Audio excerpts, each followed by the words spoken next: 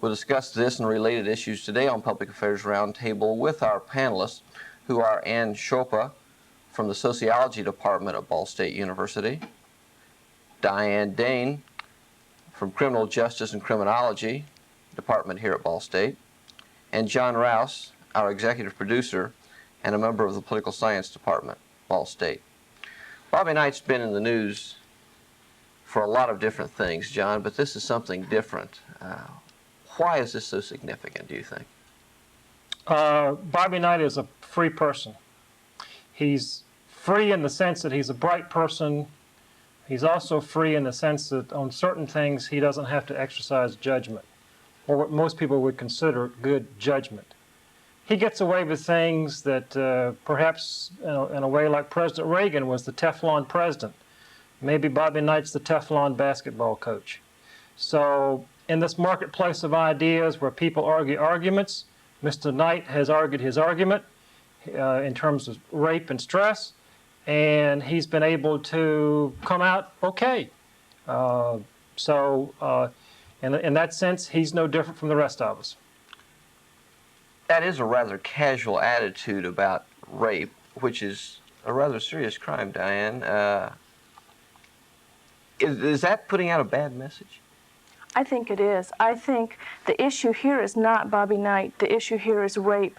And that particular attitude, which is represented by the statement that he made, and the fact that that attitude is based on so many myths that deal with rape, and it does not discuss, it does not give any indication what rape really is. It does not give any indication what effects that type of attitude has on the rape in the system, has on the rape victim. And that's clearly a misconception. A popular misconception? I mean, is this a societal problem? Yeah, I think there's two parts of it. To me, the good news of this whole situation is that public attitudes have changed enough to lead to some consternation, some frustration, some shock at his statement. That's the good news to me, is that people are concerned about that, and some of us see that statement as coarse or vulgar. I see that statement as a lie. Not that he is lying, but that myth that somehow, if rape is inevitable, it's possible to enjoy it, is a cultural myth. It's a lie. And my concern is, the downside of this whole thing is that as a public figure to whom a lot of people look, he's simply perpetuated this lie, perhaps unwittingly, but it is a lie, and I'm real concerned about that. It's interesting, in talking to people about this issue and in listening to public commentators about the issue, one of the things that happens, and when I've brought this up, this is what happens. Nobody wants to talk about the statement or rape. Immediately the discussion moves into Bobby Knight. Is this a power play? How should we view him? Will he go to New Mexico? Won't he? And what I see in that unwillingness to discuss the meaning of that statement is denial. Denial that of the issue of rape, denial that Bobby Knight has any accountability for what he said, denial for the falsehood, for the lie, and that's fascinating. Yeah, but I'm not sure he completely gets away with this. I think another issue that we can look at is what is the role of a university. And of course, many people are very concerned that athletics is ahead of academics at Indiana University. For what little I know about Indiana University, that's not the case, but I think that many people forget the fact that in our society, universities are more than just academic institutions. They are service institutions, they provide services to the community, they are research institutions, they are even entertainment institutions. So a university serves more than just the academic kind of experience. So as you say, we have not only the implications for rape, but also the implications for how a state university, i.e. IU, should be run, and how important should a particular person be. As they've said, Mr. Knight does not run the institution, but it seems that he runs certain aspects of the institution. How do you respond if you had the opportunity to talk to Bobby Knight, and what would you tell him? That would be a wonderful opportunity. I'd suggest that I'd really like to hear from him that he recognized the inaccuracy, perhaps the stupidity, the thoughtlessness of that remark, And frankly, I'd like it if he would say, I'm sorry. Rape is serious. Rape isn't funny. I wish I hadn't said it. Personally, I think a lot more of him, because then we could move on, and talk about things. But the denial, it's interesting. I've heard news commentators saying, oh, well, it was the media that set him up. Oh, well, Connie Chung reacted inadequately. Oh, well, and I heard this a number of times, it was misinterpreted. Oh, come on. He said what he said. There's no other way to interpret that. And so really what I wish he'd say is, I'm sorry. Something he didn't say. In fact, what he said was, well, it was really taken out of the context in which I was saying it. Is there a context for that kind of comment? I guess that's the question. I mean, rape seems to be we seem to have a rather casual attitude toward it, and that it can be set up in a rather joking manner does really decrease the the importance of what kind of the seriousness of the crime. Yeah, it trivializes. Yeah, if it's that's funny. the word. Diane, there are certain kinds of rape. Perhaps you can tell us more about rape since you've studied this whole issue. The concern here is that, he's trivialized rape and he's made a joke of it, but there is no joke about rape at all. Rape is a crime of violence. It's a crime against the person. It is not sexually motivated. It is a sexually related crime, but it is not sexually motivated. It is not about sex. It is about power. It is about anger. It is about domination. So it is a crime against the person. It is something that when the victim is raped, they feel terror, they feel dominated, they feel a complete loss of control. And I personally see nothing to joke about there. I realize that what he said is an old expression and that he probably was not thinking at the time that he said it, but it is very unfortunate. Now, rape occurs, there are things called bedroom rape, rape between husband and wife. There are different kinds of applications, if you would, if that's the correct word. There's different contexts. But what we're talking about when we really talk about rape, we're talking about sexual assault, perhaps sexual intercourse without consent. And it really occurs in a spectrum. In other words, we can have rape among so-called acquaintances or date rape, which is prevalent on college campuses. It's widespread on college campuses. Have rape in the context of marriage, which up until recently, and in Indiana, as I understand it, theoretically, legally isn't possible. In other words, if you're married, you can't be raped. But in a number of states, we're recognizing that to the extent that rape involves non-consensual sex, that then, in fact, it ought to be considered possible to rape within marriage. There's rape between acquaintances, stranger rape, which is the rape that most of us think about and that most of us are most terrified of. Although, if studies are any indication, it's far more likely that if a person is going to be raped, it's going to be from an acquaintance, someone they know. Recent studies have also found that marital rape is very prevalent, and up until the 1980s, it was not a crime. Several states now have statutes which do make marital rape a crime. There are 35 states now that recognize marital rape within the marriage, even when the parties are not separated. Indiana does not recognize that, unfortunately. Hopefully there will be some legislation introduced in the next legislative session that will change that. Rape often is really a difficult crime to prove, or at least prove to a jury too, isn't it? Yes, very difficult. And the reason it's so difficult to prove is because of the myths that we have in society.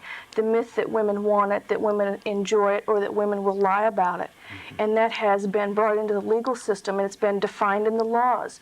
For example, most states define rape in terms of force. And rather than looking at the force used by the attacker, we say, well, we're not concerned about what the attacker did. What did the victim do? Did the victim resist? There's no other crime that's measured in terms of what the victim did. So we're looking at this and saying, well, if she didn't resist, she really wanted it and she enjoyed it. So that's one of the ways that this myth has been so detrimental to the system and to the victim. And then often the prosecution trying to prove rape says, but in fact she had a gun to her head or a knife to her throat. If she resisted, she feared, in fact, for her life. But she didn't resist. That puts a woman in a rather difficult position. Sure. What's so frustrating about this particular crime is that historically and culturally what we've done is essentially blame the victim You know, somehow say, if she hadn't worn what she had worn, if she hadn't been where she had been, if she had only locked her door, if she had only fought back harder, and how hard should she have fought back? I mean, I guess we'll feel bad if she's dead. But if she isn't, you know, maybe she should have fought back hard. What we tend to do is put the blame on her. We put the onus of proof on her. All right? In other words, there are very few other criminal acts that have such extensive standards requiring corroboration. In other words, I'm not sure I would have to corroborate to the same extent my complaint that someone mugged me here as I leave the building and stole $100 as I would to have to corroborate that as I left this building, okay, I was sexually assaulted. The other half of it is, and I think this goes with the denial of the reality and the nature of rape, is the tendency to absolve the perpetrator. There's a real tendency to say, well, yeah, she said she wanted it and changed her mind at the last minute. It was no big deal. She's lying, all right? I was set up. It's a phony charge. You know, there's this real tendency to say, I was only kidding, if this is possible. But Indiana, it is a serious charge. Rape is, depending on whether bodily harm is done, that is, in fact, you injure the victim. In the rape, it can be an A felony or a B felony. I mean, you can get prison time up to 20, 30, 40 years for that crime. It's not the kind of charge you bring lightly. Right. And in some cases, in fact, women have, for whatever reason, whether they want to get back at a boyfriend who had just dumped them, claimed rape after the fact. Here in our community, up until a few years ago, the police department, as a matter of routine, the prosecutor's office required that a woman pass a lie detector test, a polygraph examination, before they would file a charge. And it was obviously something in which they did not do that in very many crimes, like you say, but they did do it with rape because they had run into cases where they had gone through the trouble and the process of charging someone with a rather serious crime, only to have the woman recant at the last minute, say, no, I was mad at him and I shouldn't have done it. I'm sure that has happened. All right, I don't doubt that that has happened. On the other hand, concrete objective evidence is extremely difficult to come by on the number of those kinds of cases. What we have plenty of evidence of, all right, is the widespread nature of rape. And because by these very standards and because by these very beliefs that the woman won't be believed, all right, the assumption on the part of family, friends, law enforcement officials, all right, the assumption that she somehow is making it up or is potentially a liar, this prevents women from ever going to the police. I could cite dozens of cases where women are told, if you don't have broken bones, if you don't have witnesses, if he isn't a stranger, there's no point in even talking about it. Do you see what I'm saying? Right. If I can put this in some sort of context, though, and the first context I think of is the fact that of religion and fundamentalist Christianity and those kinds of roots have a very definite perspective in terms of the relationship between males and females. If I can jump 2,000 years to the current time, to the Chambers case in New York State, where the concept of rough sex and the so-called liberation of women in the last 25 years with birth control pills, which allows women to have sex more freely, and so this has changed the whole ball game. And if I can jump to economics, and anytime you turn on the television, most every advertisement is very sexually appealing. I would presume to both sexes.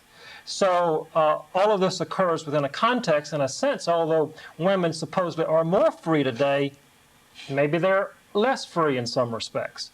So if you look at religion, if you look at feminism, if you look at the progression of birth control mechanisms and the freedom that has allowed in the last 25 years, and then all of a sudden women are being killed and the defense is, well, she asked for rough sex.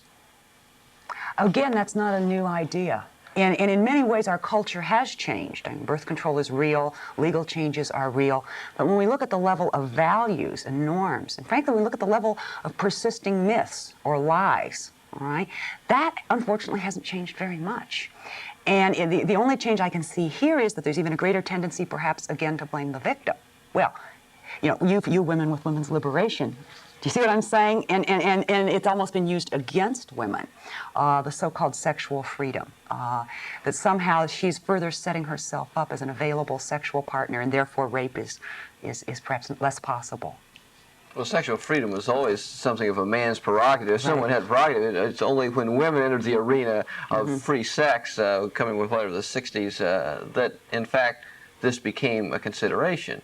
That seems like, again, we've got an obvious double standard here in how we deal with that. If I could pick up on to try to answer the question that Larry asked of Ann a few minutes ago, what could Bobby Knight do? I think, first of all, as a colleague was saying to me today, that if Bobby Knight had had two little girls instead of, I believe he has two young boys, he would have had a very different attitude about this whole issue. That's the first thing. And following up on a point that we make on this program from time to time is that the conservative can do the liberal thing. The thing that Bobby Knight could do is to set up an institute or a study session that would occur in Bloomington or Indianapolis or someplace on a yearly basis to study the causes of rape. And he could call it the Bobby Knight Institute for the Research or Study of Rape. And in that kind of sense, he could make a real contribution. And in a way, what he has done is to make a contribution by making such a statement and then agenda raising on at the coffee table, and also on forums like this one, help try to get at this very difficult issue.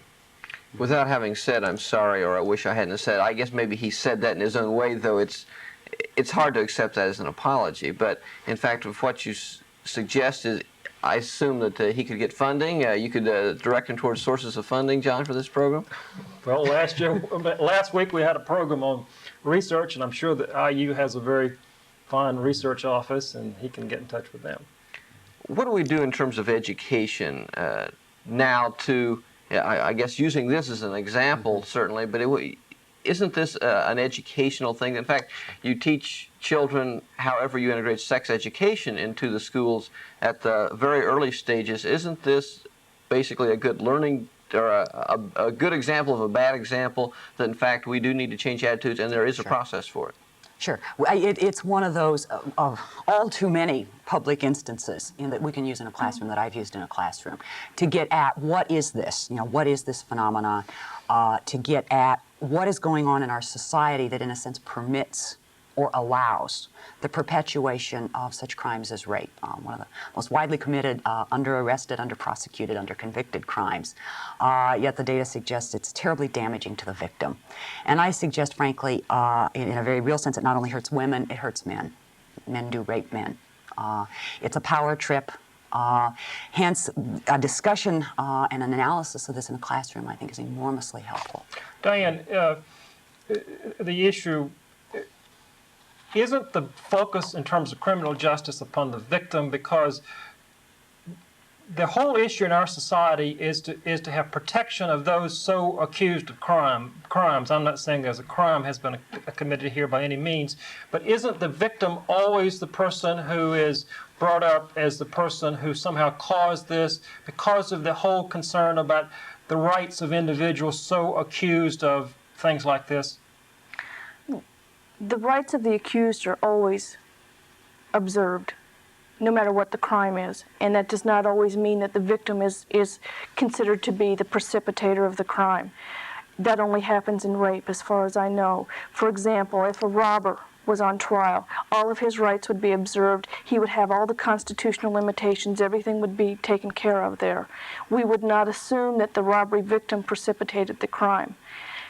So I can't say that the constitutional rights that we afford an accused are what is making life so miserable for a rape victim. I believe that it's the attitudes of society that's doing that. The attitude that she's lying about it, the attitude that she probably wanted it, the attitude that she should have resisted it, the attitude that, well, this probably didn't happen, we don't even think it happened, prove to us that it did. So I don't think we can look at the constitutional issues and say, well, that's affecting the rape victim, because I don't think it is. Now, is rape occurring any less in the 1980s than it did in the 1970s or the 1960s? No, in fact, statistics show that the rate is going up, and it is being reported more. Even though the latest statistics I've seen, the National Crime Survey from 1986, indicates from interviews done with households that approximately 58% of the completed rapes are reported, which gives us a very large percentage of rapes that are not reported. We talk about, you put rape in the context of a robbery or a burglary. It still seems to me that part of the problem of proving rape is what makes it such a different kind of crime, and people perceive it differently. And what you have here is almost never is there a witness. Almost always it gets down to two people. One person saying he did it, and another saying I did not. And even where there is physical evidence, that is of sexual intercourse, does not necessarily mean there is rape involved. It seems that those elements are always going to make it a difficult crime to prove, and are always going to make it controversial because of that. Is that true, or is that wrong? Is that a misperception? Well, I mean, that seems to be... Again, oftentimes there aren't witnesses to a mugging, and yet the standard of proof, the standard of corroboration is still going to be different. I think part of the difficulty is our assumption, again, that rape is a matter of sex, that somehow it is a sexual act. In other words, what we're doing here is using the body aggressively in a way that's obviously linked with sexual organs, but it isn't a sexual act. And I think as a people, we're reluctant to recognize there's this denial again that says that sex can be used as a weapon, as a form of aggression, which is what's going on here. And it's, again, these underlying myths or lies, right, that say at some level women enjoy it or women want it or it's natural. And the lie that says men can't control themselves. This is the other lie about rape. The truth is most rapes are planned. We're not talking about a lack of control, an overwhelming passion here that's precipitated because the victim had a T-shirt on. We're talking about a planned, sexually aggressive, violent act. An act of domination. And this is hard, apparently, for us as a people to recognize. That we're not dealing with something here that's sexual as such.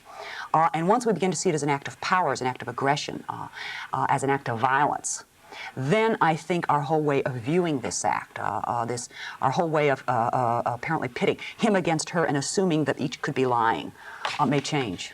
I'd like to address that too, in that you said, isn't it difficult to prove? Yes, and it will be, and it will continue to be until we change these myths out there in society, these ideas that, well, women really wanted it, women would lie about it. No matter what evidence we have, if society goes into the courtroom with that attitude, it's going to be an extremely difficult crime. It will never be on the same par as robbery, burglary, theft, or anything else until we change our attitude toward the crime. And even then, the guy who mugs me and I've got bruises on my face, if he's got my watch, I've got some physical evidence. Never are you going to find that watch. You're going to find the man with that physical, that physical evidence involved there. And I think for that reason, it's always going to remain a different kind of, and a more difficult crime to... And I think, again, getting back to the context, it's an economic context. In the 1960s, women started going into the marketplace in large numbers to be able to maintain two earners in a family. And as the economics change, so do the politics. But it takes a long time for the politics to reflect changes in economics and getting back to the issue of power and authority. It is a crime, man, you say, under-arrested, under-prosecuted, under-convicted, but also certainly one under-reported. Sure. In fact, in the years that I've been a reporter, I've seen a real improvement in how the police department handles things. That, in fact, women victims no longer have to talk to a male police officer about the rape. There are women available. They no longer have to, in fact, take a polygraph examination before a formal charge will be filed. That there have been changes made and the situation is better, but still, I imagine there are a lot of rapes that are never reported. Sure, rapes that are never reported, especially, and this is what I hear from students. The horror here is that on a university campus, a lot of the rapes are acquaintance rapes. He sat next to me in class. This happened a quarter ago. A young woman came to me. The guy was sitting next to her all quarter. They chatted. He said, "You want to go out for lunch?" They went out for lunch, but instead of stopping for lunch at a restaurant, he took her to a field. All right.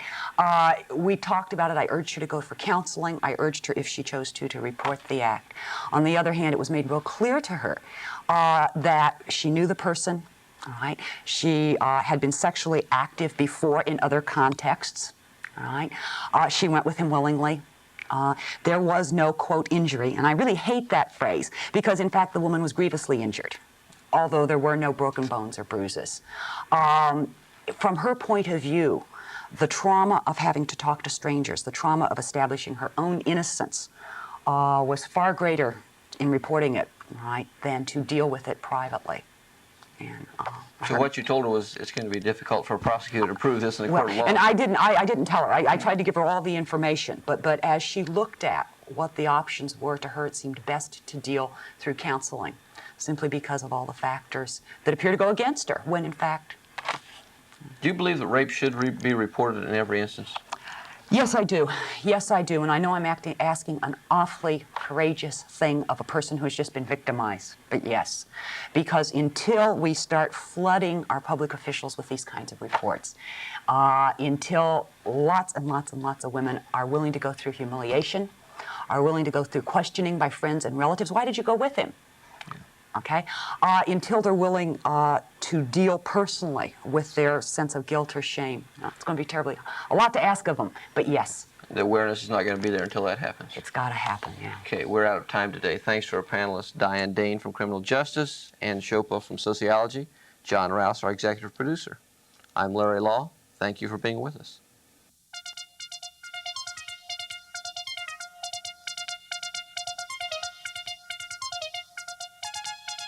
If you have comments regarding this program, please address them to John Rouse, Box 149, Muncie, Indiana, 47305.